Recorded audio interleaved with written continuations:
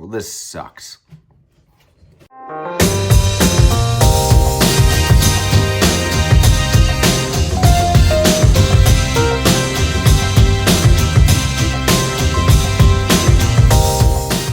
Hey everybody, welcome back to the Gecko Cove Connection. Today's video is going to be a little bit different. I'm going to be going over why sometimes things just don't go right, and there is a downside to breeding geckos.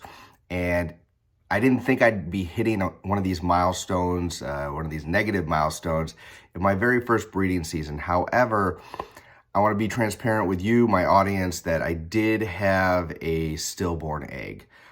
This past weekend, we had a birthday party for one of my sons, and I don't know if it was the commotion or the vibration of, just so many people being in the house, but this egg was just under 90 days, so it was a fully formed gecko. Unfortunately, it pipped out of the egg a little bit. I saw that the egg had that slit in it, and I watched it for a little bit thinking it was going to come out.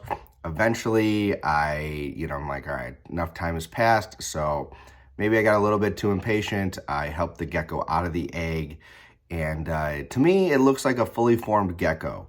And unfortunately, it was very limp at the time. I'll show a little video of something I was gonna post, but I chose not to, asking questions if anybody has been through this. So I'll show it to you now just so you can kind of see right after. So you got a really sad story, and I would love for some advice. This little baby I saw was pipping out, and it's a little bit early.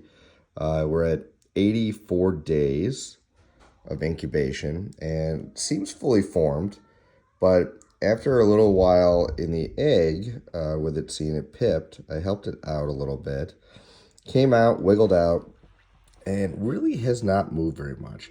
Every so often it'll show signs of being alive, and technically it's still alive right now, but I don't know if this little dude's gonna make it. This is the weakest baby I've ever seen.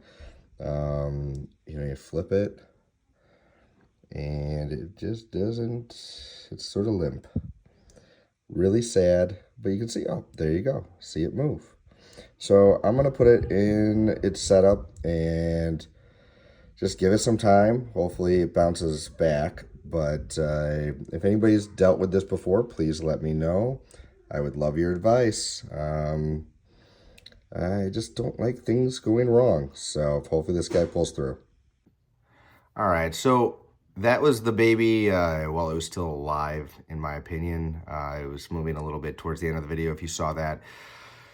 I'm going to show you the baby now again. I do want to warn anybody who's watching who does not want to see a deceased animal to turn off the video at this point, but I will be showing you what the baby looks like now and talk about what I possibly think might have happened.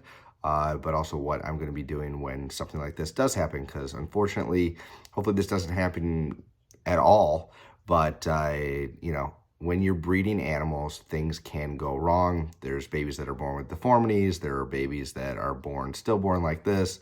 There are babies that are born just weak. And so I do think this was just a case of the animal being too weak. Maybe it pipped a little bit too early. But yeah, here is the baby. So if you don't want to watch, turn off now. All right, so here is the baby. Unfortunately, I found it like this when I'm checking on it right now. And yesterday, as you saw in the video, it had some, some ability to possibly be alive. But unfortunately, this guy is just completely limp. And so this is the first time this has happened to me. This sucks. Not a great way to start my day. But what I'm thinking is that just for whatever reason, something triggered it to pip out, and it just wasn't strong enough. It was close to being ready. Again, we were at just under 90 days, but clearly nature had other plans for this. I'm also interested, this was most of the siblings that came from this pairing had pretty decent coloring. This is a reticulated baby, it looks like, but with very, very little color at all, which is interesting to me. I wonder if that is also an indicator of health and vitality. You can see there's a little bit of color developing right there, but I don't know. If you guys are a breeder and ever had something like this happen, are babies that are really weak, just sometimes they come out absolutely gorgeously striped or blotched. You know, it doesn't make it any better that this was not a very, vibrantly colored gecko, but yeah, just a sad day. It was such a little cute dude or dudette. Again, looks fully formed. Some people said to me when I was showing this privately, it kind of looked like the hands were a little bit deformed. I think it's just because they weren't opened. Yeah, kind of shriveled up at this point. So, sad day here at Gecko Cove. If you have any tips or tricks of how to avoid this in the future, I'm happy to learn. But I haven't done anything differently, so I don't think there was a major mistake made. But again, happy to learn if there was something. And what I'm planning on doing with this baby, it is nutrients, and so Circle of Life, I've got 2 chewies. I don't feel right feeding this to one of my larger gargs.